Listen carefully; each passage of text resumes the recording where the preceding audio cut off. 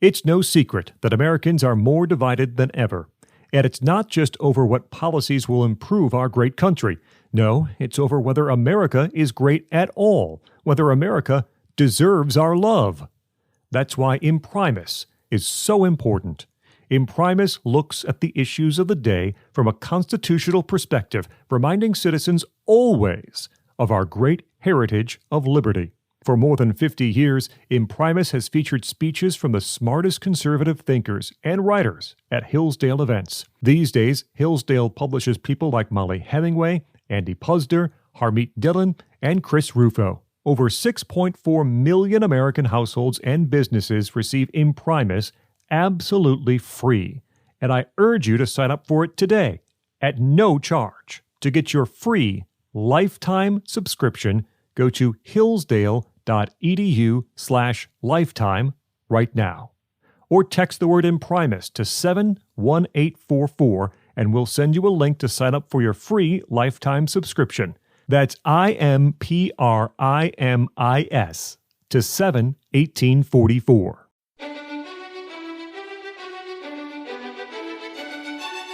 Welcome to the Hillsdale College K-12 Classical Education Podcast, bringing you insight into classical education and its unique emphasis on human virtue and moral character, responsible citizenship, content-rich curricula, and teacher-led classrooms. Now your host, Scot Bertram. Thanks for listening. The Hillsdale College K-12 Classical Education Podcast is part of the Hillsdale College Podcast Network. More episodes at podcast.hillsdale.edu or wherever you find your audio. You also can find more information on topics and ideas discussed on this show at our website, k12.hillsdale.edu. We continue our series of episodes from presentations delivered at the Hoogland Center for Teacher Excellence seminar on the art of teaching children's literature. The Hoogland Center for Teacher Excellence is an outreach of the Hillsdale College K-12 Education Office, offering seminars in classical academics and pedagogy for teachers nationwide of any background. Seminars are led by the faculty, leadership, and master teachers of Hillsdale College. There is no cost to attend, and attendees may earn professional development credits. Currently, the Hoogland Center is hosting a series of events on the art of teaching. On April 11th and 12th in Ann Arbor, Michigan, it's the Art of Teaching American History. To learn more and to register, visit the webpage for the Hoogland Center at k12.hillsdale.edu. Click the Events tab and look for Hoogland Center for Teacher Excellence, or write to cte@hillsdale.edu. Dr. Jonathan Gregg, Assistant Professor of Education at Hillsdale College, recently spoke to a gathering of teachers and school leaders about teaching wonderfully through Socratic questioning. Welcome to all of you. It's really nice to be here with you. I'm truly honored to be with you, and I was thinking I could not think of a more important time right now to be doing the work that you guys are doing. And you are daily seeking to influence the hearts and minds of children to love the world and love those in the world. You are teaching them to engage with complex issues, with fearlessness, with open-mindedness, seeking to contemplate, to understand, and then to act. You are seeking to converse with members of a community, thinking, reflecting, debating, and arguing with generosity and grace. And you are you are helping them to pursue a life that knows and values justice and mercy, knowledge and humility, steadfastness and charity. And I am truly in awe, and I think I can speak for the rest of our speakers this weekend. We are grateful for the work that you guys are doing on the ground with students, and you are world changers in a world that needs change, and that change is happening student by student, classroom by classroom. So thank you for the work that you are doing. I hope this weekend will be a refreshing weekend for you, perhaps an inspiring weekend for you. And since I am neither refreshing nor inspiring, hopefully I will offer you a few pieces of pedagogical wisdom that maybe you can take back to your classroom while the other people inspire you. My talk is called Teaching Wonderfully Through Socratic Questioning, and I'm going to start with Joseph Pieper. Pieper says, really the situation is this. The deeper aspects of reality are apprehended in the ordinary things of everyday life, and not in a sphere cut off and segregated from it, the sphere of the essential or whatever it may be called. It is in the things we come across in the experience of everyday life that the unusual emerges, and we no longer take them for granted. And that situation corresponds with the inner experience which has always been regarded as the beginning of philosophy, the act of marveling. Beautiful words here by Pieper. But what I think he's interested in here, good news for us, in that if we want our students to understand the deeper things, we have this access point of the ordinary things. But what I think Pieper's searching for here is pedagogical, where he knows what he wants his students to know. He wants them to know the deeper things. He wants them to be able to philosophize, to think, to reason, to love wisdom, right? But he's searching for a how. This is, when I say pedagogy, I don't mean anything fancy. I mean leading students. I mean answers to the questions of how we go about accomplishing the educational goals that we have. And notice what he arrives at here for his first philosophy of classical, or of pedagogy, right? He arrives at marveling. He arrives at wonder, right? This for Pieper is the sine qua non of pedagogy. Without it, nothing is possible, and with it, everything is possible, right? It's wonder that's doing the work of pedagogy. It's how we get our students to actually learn how to do the work we're asking of them. Okay? He continues this way. He's quoting Plato here. He's quoting the Theaetetus, right? He says, and this first little bit is actually directly from the dialogue, right? By all the gods, Socrates, I really cannot stop marveling at the significance of these things, and at moments I grow positively giddy when I look at them, as the young mathematician Theaetetus impulsively declares after Socrates has brought him to the point of admitting his ignorance with his shrewd and kindly but staggering and astonishing questions. Questions that stagger and astonish with wonder. And then follows Socrates' ironical answer, yes, that is the very frame of mind that constitutes the philosopher. That and nothing else is the beginning of philosophy. There, for the first time in the Theaetetus, without solemnity or ceremony, almost by the way, though fresh as dawn, appears the thought that has become a commonplace in the history of philosophy. The beginning of philosophy is wonder. Beautiful.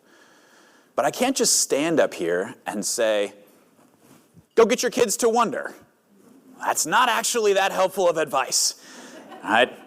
We would all like to get our kids to wonder, but what am I doing when I'm staring 25 third graders in the face, right? What do I do when I have 8th graders who went to see a movie premiere the night before and are showing up in my 9 a.m. class, and I'm supposed to make something be wonderful, right? So my goal for tonight is to actually give us something tangible to answer the question, how do we help to instill wonder in our students? How do we have classrooms that are wonderful, right? So this is going to be a mostly practical talk, but I think we actually start to see, even in this moment, a bit of practical guidance for us, right? Notice when he's talking about the word wonder, he equivocates on it, okay? He's using wonder in a couple of different ways here, right? There's the one that we're normally associated with, right? Or the one that we normally associate wonder with. Astonishment. This is marveling. This is contemplating the sublime. This is being moved to delight, right? That's not the only way he starts talking about wonder here, yes? There's a second way. This idea of staggering. This idea of being ignorant. This idea of questioning, right? We wonder about that which we do not know, right? We also marvel, but we wonder at that which we do not know. And so wonder is this beautiful double-meaning word that both means to be confronted with that which we don't know. And this is, in a lot of ways, the basis of learning, right? I recently learned how to put Freon in my car, and the reason why I learned that was because I was faced with being hot in the car after my air conditioning didn't work. I didn't know. I was staggered by the heat of my car, and I responded by learning, right? That's when we learn, is when we confront our own lack. There's a beautiful word in the education world called cognitive dissonance. And that's the idea here, is you have something that doesn't quite make sense to you, that staggers you, that shocks you, right? Socrates actually gets called a torpedo fish in one of the dialogues, which is basically an electric eel, right?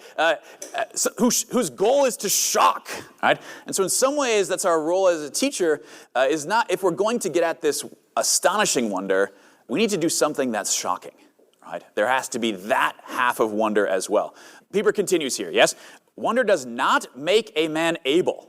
It means, after all, to be profoundly moved and shaken.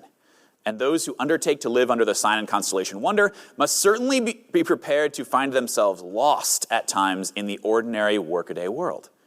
Wonder acts upon man like a shock. He is moved and shaken, and in the dislocation that succeeds, all that he has taken for granted as being natural or self-evident loses its compact solidity and obviousness. He is literally dislocated and no longer knows where he is. So what Pieper's doing here is he's actually trying to say, our goal as teachers has to be in some ways to dislocate our students. We have to disturb them in some way. We have to make them realize their lack of something, okay? Now the question is, how do you do that? And especially, how do you do that while not sending them off into chaos or a tailspin of complete ignorance or complete discouragement, right? And so I want to trace this through actually the Theaetetus itself, right, where Pieper is actually referring back to this Platonic dialogue. He's referring back to Socrates, obviously, who, I think if we're talking about the goat of wonder, right, it's got to be Socrates here, yes? He is the greatest of all time. We have a whole methodology named after him, yes, the Socratic method, and it's based on this idea of questioning and instilling wonder. So let's see what the goat says about himself here, right? This is Socrates. He actually calls himself a midwife. Right, which is a great image for us. You have the electric eel and also the midwife. This is what Socrates is interested in, right? My art of midwifery is in most respects like theirs, but differs in that I attend men and not women, and look after their souls when they are in labor, and not after their bodies. And the triumph of my art is in thoroughly examining whether the thought which the mind of the young man brings forth is a false idol or a noble and true birth. So we have a little bit more of an inkling towards pedagogy here, where Socrates is interested in asking these questions in order to expose the thoughts of his pupils, and then he's going to press on those thoughts. He's going to test those thoughts. He's going to refine them, put them through the fire of some sort of interrogative process that weeds out, that purifies away these false beliefs or these false idols and leaves behind the truth, right? And so we have Socrates giving us, again, a little bit of an inkling towards pedagogy, where the goal has to be this eliciting and responding to student thinking, right? Where I'm figuring out what beliefs my students hold and then doing the work to press upon them. Having in mind the truth, that is my goal, but doing so in a way that actually purifies the ideas that are present in my students, right? I'm not just throwing things at them and hoping something sticks, but I'm figuring out who they are, what they believe, where they're at, and then testing those beliefs, right? Last one before we get a little more practical here, right?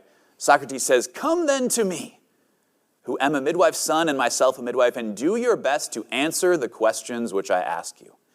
And if I abstract and expose your firstborn, your ideas, because I discover upon inspection that the conception which you have formed is a vain shadow, do not quarrel with me on that account, for it would be wrong for me to admit falsehood or to stifle the truth." Okay. This is pretty abstract. What I think Socrates, as well as Pieper, are encouraging us towards is a particular kind of pedagogy that takes the following shape.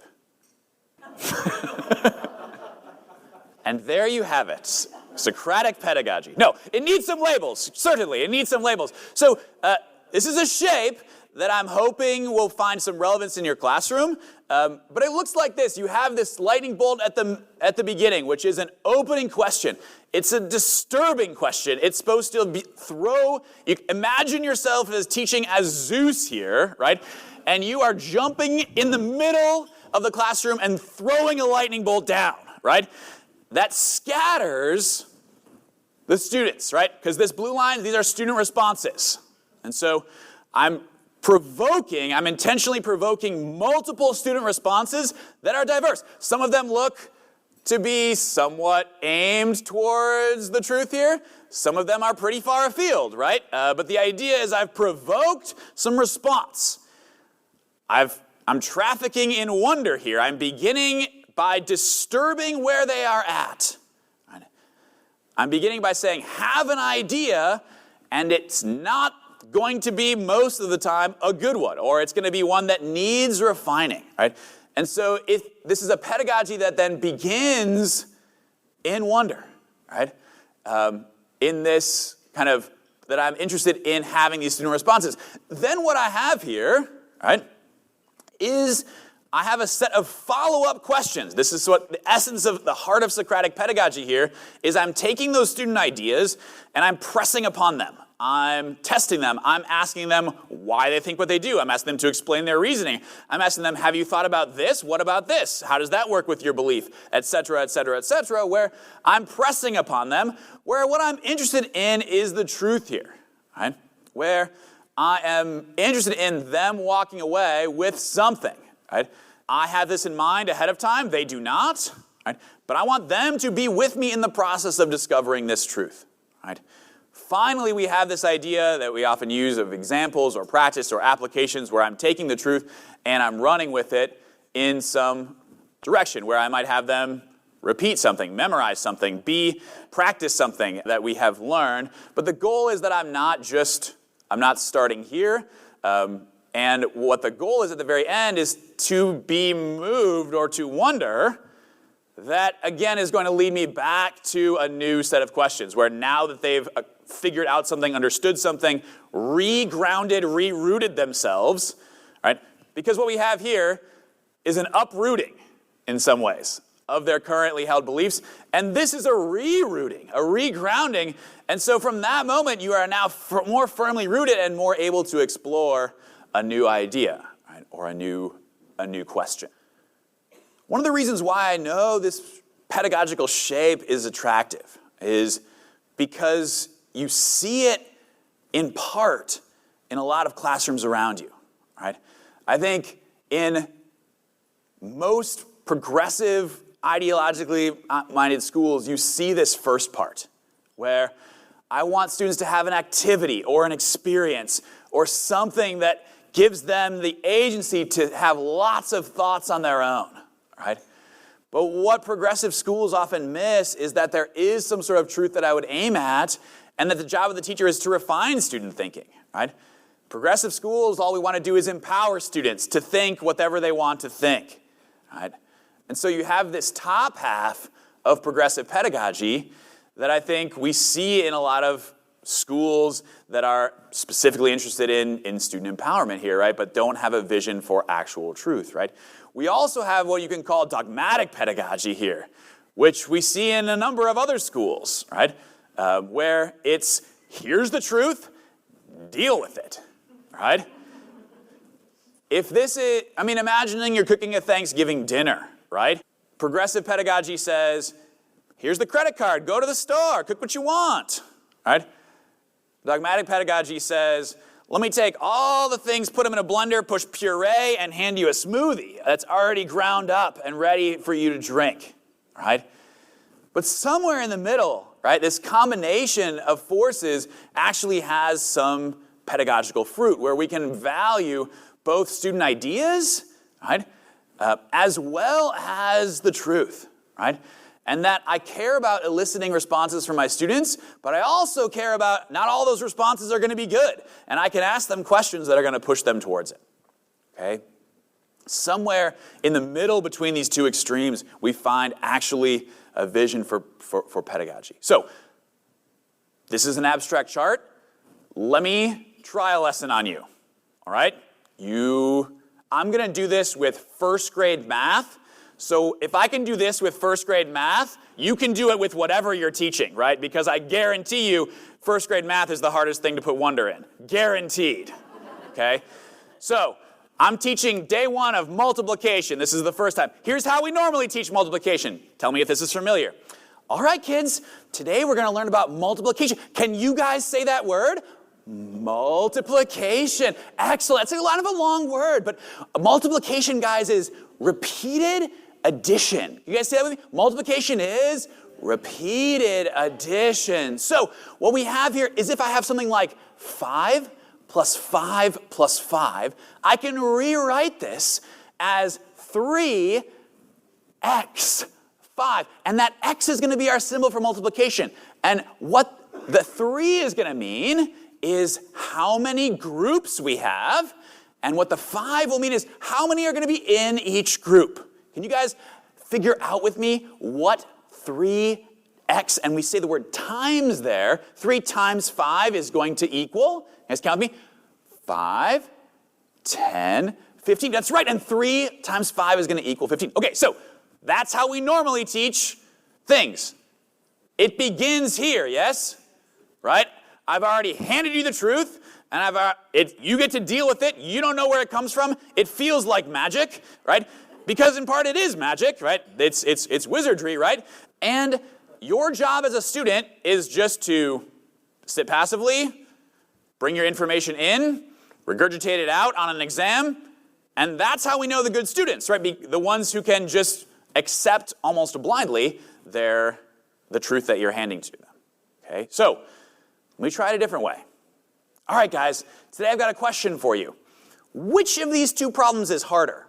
First, to figure out how many pets we have altogether, or to figure out how many fingers we have altogether?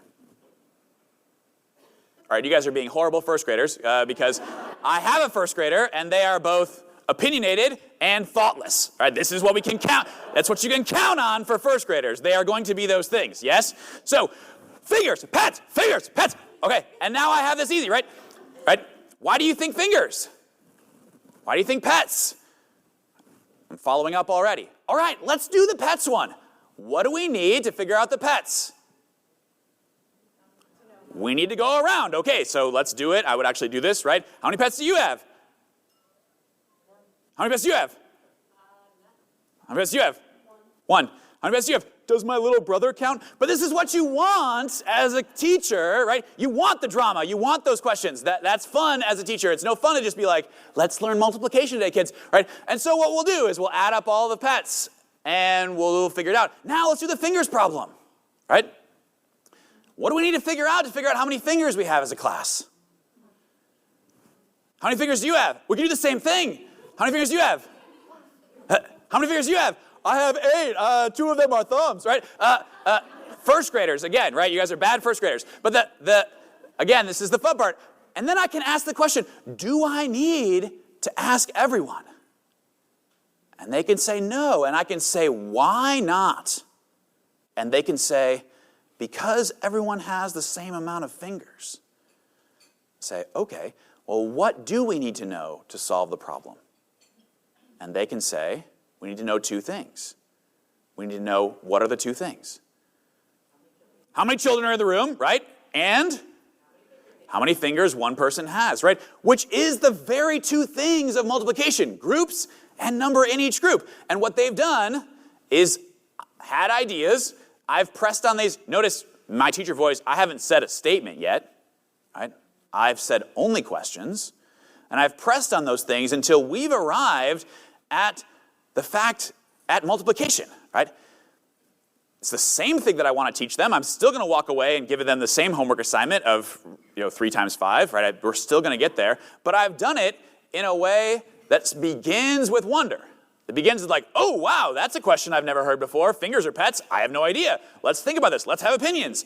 That's the idea, where what they're slowly getting in that way is that there are multiplication-y things in the world. And I can say, what are some other problems like the fingers problem? Toes. Yeah, right. But I can keep pushing, wheels on a car, right? Where they are seeing now a world in which addition-y problems are emerging and multiplication-y problems are emerging. And so now their understanding of multiplication is not magic, but it's a natural response to the phenomena of the cosmos. Now, are our first graders going to walk away thinking that? No. But have I had a shot at getting them to experience that math is a response to the world in some way? I absolutely have, right? And are they going to walk away thinking that math is magic? Probably not, right? They're not just be like, whoa, that's random, you just threw that up there. And so what we have here is a shape of pedagogy. It's not a lesson plan, but it's this general form with which I teach, where I pose a good question, I hear what my students are saying, and I follow up. Right? That's, I think, a shape that actually is a dynamic way to teach that's both student-centered as well as teacher-driven, right? Where something like this is completely student-centered, something like this is completely teacher-driven, right? This is somehow both, right? And so I can do this for any subject. I can do this for any grade level. It doesn't matter. It's a pedagogical shape that's grounded in Pieper. It's grounded in Socrates. It's just a good way of teaching. I don't care what kind of school you work at. This is good pedagogy. We've known this for a long time. Okay, so this needs to get a little more practical, okay? In that, if we see the keys to this, right, what's the teacher's role? Certainly this is the role of curriculum a little bit, right? But the teacher's role pedagogically are these two things: coming up with the disturbing questions, right? As well as being able to know how to follow up on student ideas, okay? So my goal for the rest of the time is to give you some opening questions that I find really valuable, some ways in which the way I did this talk is I went back through my lesson plans and found all the opening questions that I thought were good and categorized them. And then now I have some examples and some kinds of opening questions that I ask my students to do, okay? Now, the beautiful thing about this is, and I'm going to go all the way back, which I know you're not supposed to do in a slideshow, but I'm going to do it anyways. Right, the very first thing here, right? The deeper aspects of reality are apprehended in the ordinary things of everyday life. I don't actually have to go crazy for my opening questions. Right? The things that ought to disturb us are in our backyards. Right? There's that great C.S. Lewis quote. I'm going to butcher it, but if someone would not marvel at the things in their backyard, they would not marvel on the moon, or something like this. I think is. I don't know, maybe I'm butchering it. But the idea is we don't actually have to do anything wild or crazy to shock our students. We just need to pose them good questions that make them actually be disturbed in some way and have some ideas. So I'm hoping this will be at least a little bit practical here. But I want to walk us through first opening questions as well as then follow-up questions, because I think these are going to be the foundations of good pedagogy. Okay? Hoping this is practical, but let me start with Pieper again, right? He says, the innermost meaning of wonder is fulfilled in a deepened sense of mystery. It does not end in doubt, but the awakening of the knowledge that being qua being is mysterious and inconceivable, and that it is a mystery in the full sense of the word, neither a dead end, nor a contradiction, nor even something impenetrable and dark. Rather, mystery means that a reality cannot be comprehended because its light is ever-flowing and inexhaustible. That is what the wanderer really experiences.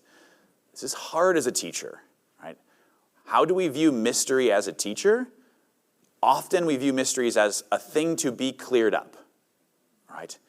Where what Pieper's challenging us to do is to dig into mystery, to expose mystery to our students as something to be pondered. And I think this is the idea of the opening question, is it's a way in which you get your students to confront mystery in some way. So, what does an opening question have to be? I think an opening question has to have 4 qualities. Number 1, it has to be accessible to all your students, okay? It has to be something that everyone in my class, my top student and my bottom student, are all going to be able to have thoughts about, okay? There's no easier way to lose part of your class than for the first words out of your mouth as a teacher to be something that they have no idea what's going on. Right? They are going to check out. It's going to be very quick. Secondly, it needs to be challenging to all students as well. okay? There's no easier way to lose a part of your class than for something that comes out of your mouth to be something that is they already know, okay? And so this is a tough needle to thread, yes? Or a tough needle to thread, yes, these thread needles. Okay, good, sorry, right? Where I have to ask questions that are open-ended enough or self-differentiating enough that are going to be both accessible and challenging to all my students, right?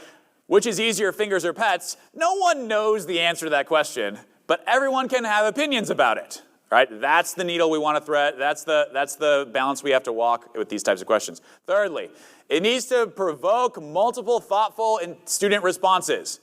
I don't want an opening question that has a single correct answer and a bunch of wrong ones, right? That's not good enough for an opening question, okay? It can have all wrong ones, that's fine, weirdly enough. Right? Or it can have a lot of different thoughtful responses, but it has to be general enough that that you're going to get that lightning bolt idea where it's going to make students have a lot of responses. And it also needs to be, number 4, directly oriented towards the truth. Okay? Where I have to have that key idea in mind that I want my students to get to, and my question has to be, it's not just saying, students, do what you will. Right? It has to be something that's directed. And so I think these are, here we go, difficult needles to thread. I knew I had that on there, right? Difficult needles to thread, especially that combination. How do you do something that's both accessible and challenging? And how do you both have enough openness that you can have a lot of student ideas, but enough direction that you're going to get to the truth? Okay, these are a good opening. I think follow-up questions, once you get into the habit of them, are easy. Opening questions are very tough. I spend a lot of my lesson planning time on thinking of good, provocative questions that are going to be accessible to my students, okay? Here, I have come up with 5 different kinds of opening questions that I ask. These are things that I ask my students to do immediately. Number 1, I ask them to notice. I ask them to be noticers, perceivers of the world around them. I ask them to see some kind of meaning or relationship or pattern in the world and try to explain this. In math, this is especially useful for generating formulas, but it doesn't have to be math. This is just have an observation, right? Notice what's going on around you, right? Why is almost always the question here, right? Why is being a hero so difficult? Why do feathers fall slower than bowling balls? These are the kinds of questions that I can throw out there that are just saying, notice, right? You're reading a chapter in a book, make an observation about something, right? That's a thing I ask my students to do, right? I can follow up on that, right? Because I'm going to get a bunch of student ideas, because they're all going to notice different things. That's the idea, right? You're kind of gathering student ideas and being able to follow up on them. I ask them to notice right off the bat. Make some kind of an observation. Number 2, I ask them to compare. Right? What is the difference between? Okay? This is a juxtaposition of 2 related ideas. Often it can be a superlative, an ER and EST. What's easiest, best, worst, hardest? Often, is there a best? Who's the best character in this novel? There's no answer there usually, and sometimes there is, but you can have a lot of student opinions there. Are you really interested in what's the best character? No, but the responses that you get allow you to press on them with your follow-up questions here, right? What's the difference between a moment when you need to be decisive and a moment when you need to be cautious? What's the difference between the way Elizabeth envisions marriage and the way Darcy envisions marriage? What's the difference between 24 minus 13 and 24 minus 15? All right? Immediately asking students to get, what's the difference between fingers and pets, right? This kind of, you're holding up 2 things and saying, differentiate between these things. Tell me the differences. Right? That's a noticing, but it's a complex version of noticing, right? I ask them to compare. Number 3, I ask them to create. How would you design something, all right? Draw something if you're, honestly, at any grade level, but if you're at the younger grade levels, right? Respond to a drawing, create, right? Design a game that seems fair, but isn't. Design a scenario that the Roman system of government might particularly struggle to handle. Design something that seems alive, but isn't alive. But I'm asking them to design. Why is this a good question? Everyone can design something, right? And you're going to get a bunch of different designs that you can then hold up and say, why'd you draw this? Why'd you draw this? Why'd you come up with this? And you're pulling on these things to say, why do you think that this thing is alive? Oh, it reproduces? Yeah. Oh, you're thinking it actually doesn't reproduce. Does it need to reproduce to be alive? And there, you've got one of the qualities of life. Instead of walking up and being like, all right, kids, today we're going to learn about the 7 qualities of life. Here's how you can remember them. They're in this acronym. Right? No, right? You may get the acronym at the end, but that's not where you start for pedagogy, right? Number 4, I ask them to struggle. Right? I ask them either something that initially seems impossible, but becomes clear as you investigate, right? Or something simple that as soon as you start to think about it becomes almost impossibly complex. I ask them to struggle with something. All right? 2 to the x equals 13. Go. What are they going to do? I don't know, Mr. Gregg. Why do you ask us these hard questions? I'm like, okay, well, does 10 work? Again, I can follow up on these questions, right? Does 10 work? Why doesn't 10 work? Does it need to be bigger than 10 or less than 10? I'm not saying statements. I'm just saying questions, right? How do you know it needs to be a bit less than 10, right? Does 2 work? Does 3 work? What 2 numbers does it need to be in between? What would be helpful? Why is 2x equals 13 an easier question? Oh, you can divide by 2? Okay. Well, what would be helpful for this one? It'd be really great if we had a process that undoes exponentiation. Oh. You mean you want me to teach you about logarithms? Okay, I'm in, right? You have to get students to desire logarithms, right? Because they're not going to otherwise. You guys know, none of you guys have ever desired logarithms. That's why you teach English, right? Right? It's because no one made you desire logarithms, right? Okay, how do you win a war, right? There's no answer to this. It's an impossibly complex question, but you can have ideas and you can start to prune those things down. Right, via questioning. Lastly, I ask them to predict. Okay, this is one that you guys are familiar with often in literature. Right, it's gathering evidence and it's reasoning forward. Imagine either what's going to happen next or what might happen if circumstances were altered. Okay, what if we heat this up? What if frog were in toad's shoes and toad were in frog's shoes? Right. Oh.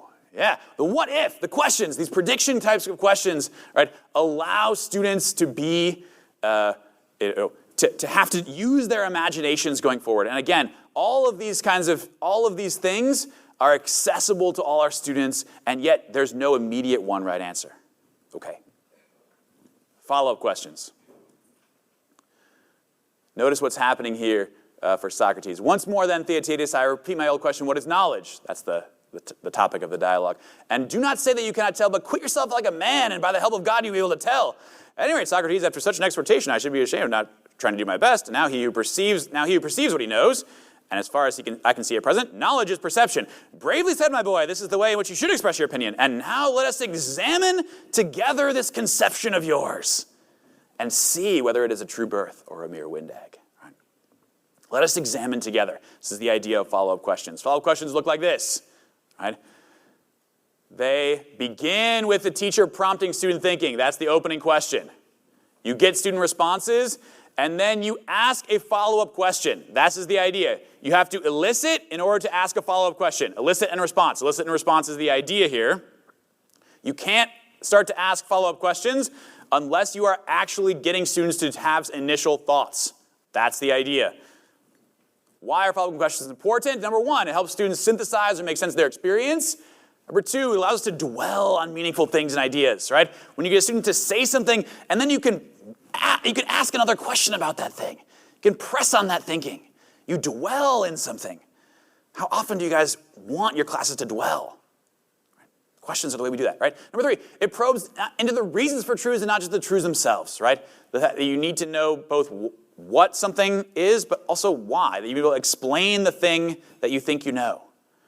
If we want to instill lasting knowledge that's going to stay with our students as they go off to college, etc., right, they need to not just know the truth, but they need to know the reasons why that truth is true.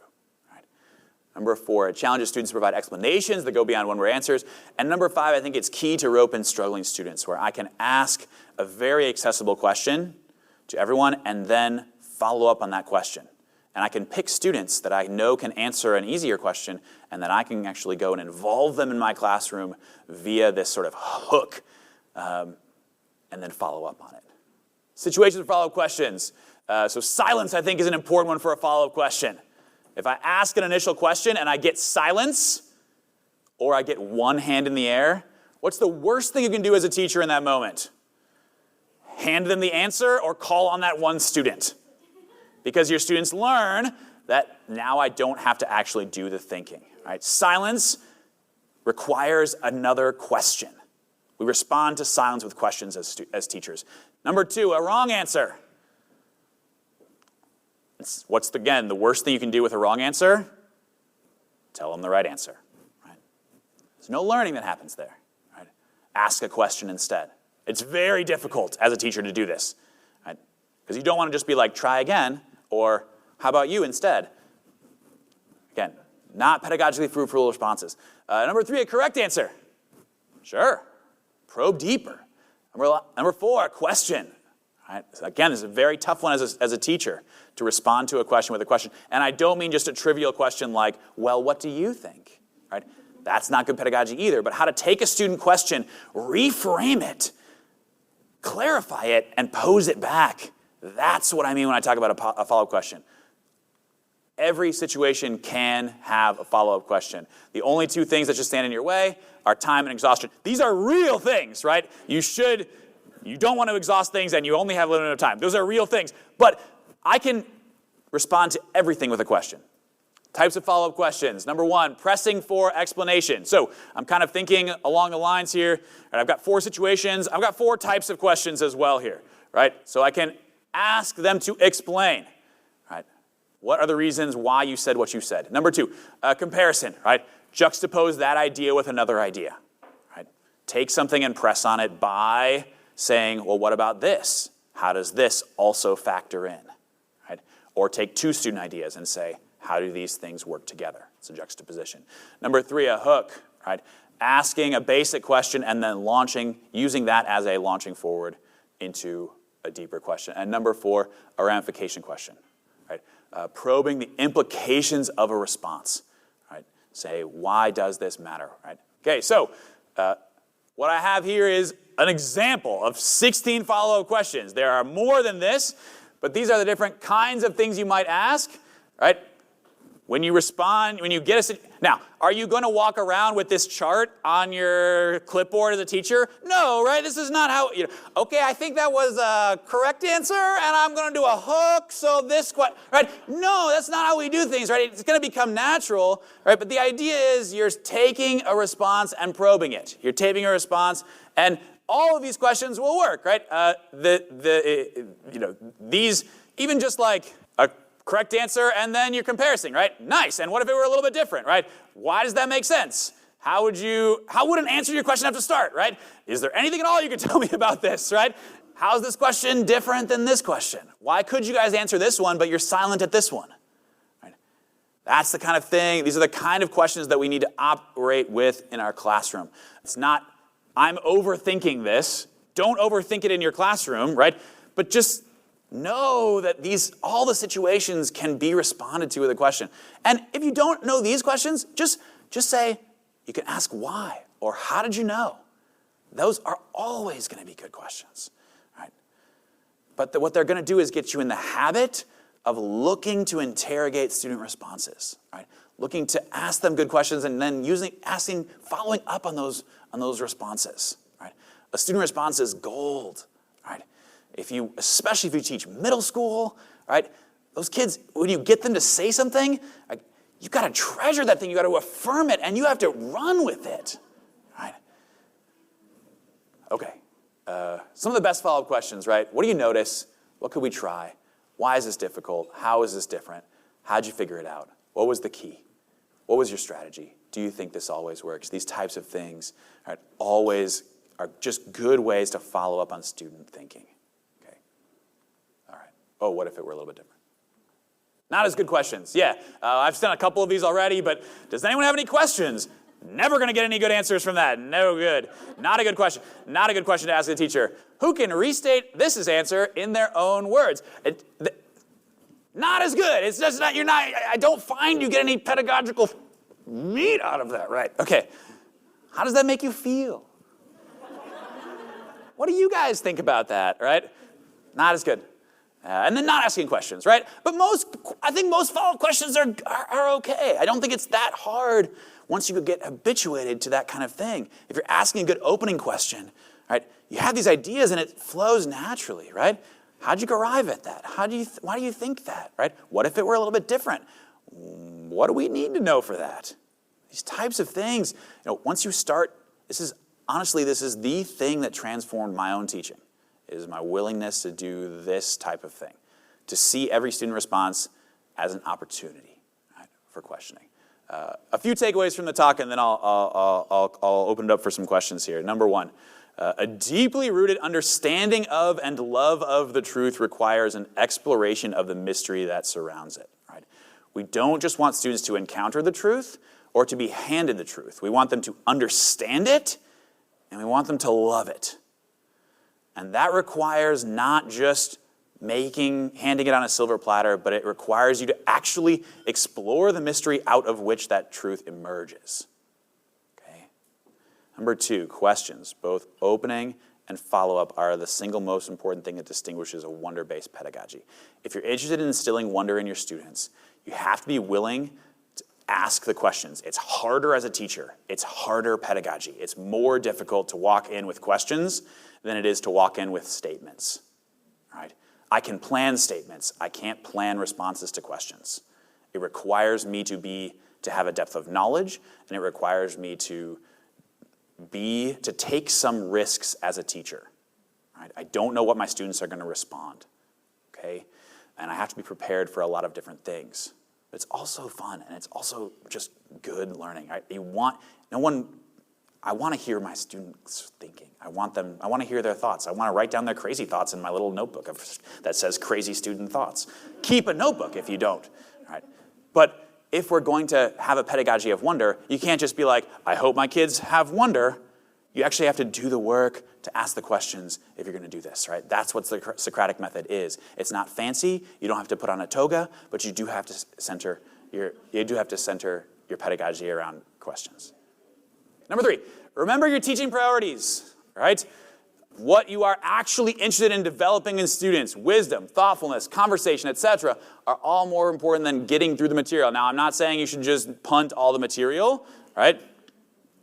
Whoever's on for talking about curriculum, I apologize. But I want my students to develop the thoughtfulness rather than, doing that extra example. And so taking the time to back up my lesson a little bit. It doesn't have to be long. It doesn't have to be an hour-long exploration of something. It doesn't have to be a huge project. But taking your truth and backing it up just a little bit and saying, what question is going to plunge them into the drama surrounding this? If I can make first grade multiplication filled with drama, you can do it.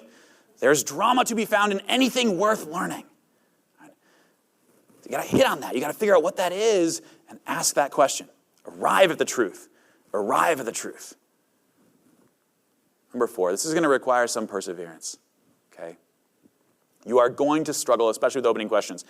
I've said to teachers, I don't know if this is true or not, but I've said this, if you are not banging your head against the wall 40% of the time, you leave your classroom, you're doing it wrong. More than 40%, 100%, I'm sorry, that's sad. But if you're banging your wall, but if you're not banging your heads at the wall 0%, you're like, okay, I think that went well. I just threw this knowledge at them and they wrote it in their notebooks. Great, check, next class, right? You're doing it wrong, right?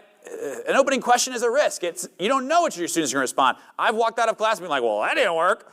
No one understands quadratic formula right now. I got to go try again tomorrow, right?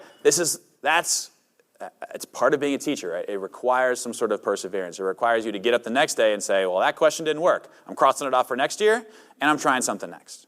Trying something new. Lastly, it requires habituation, okay? This is you have to habitualize yourself to this practice. It's not going to happen accidentally. You have to be intentional about it. It's going to become easier where you won't, I don't think follow-up questions are something you would necessarily have to prep ahead of time, right? But you have to become habituated to looking for those opportunities.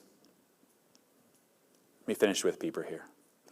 It says, the capacity to wonder is among man's greatest gifts. It signifies that the world is profounder, more all-embracing and mysterious than the logic of everyday reason had taught us to believe. This is one of the greatest gifts that your students already possess, is this capacity. And it's our job as teachers, pedagogically, to do the work required to draw on that gift, to take that gift that's been given to them by God and dwell there and live there and center our classrooms around it. Thank you. That was Dr. Jonathan Gregg from September of 2023 at his lecture, Teaching Wonderfully Through Socratic Questioning.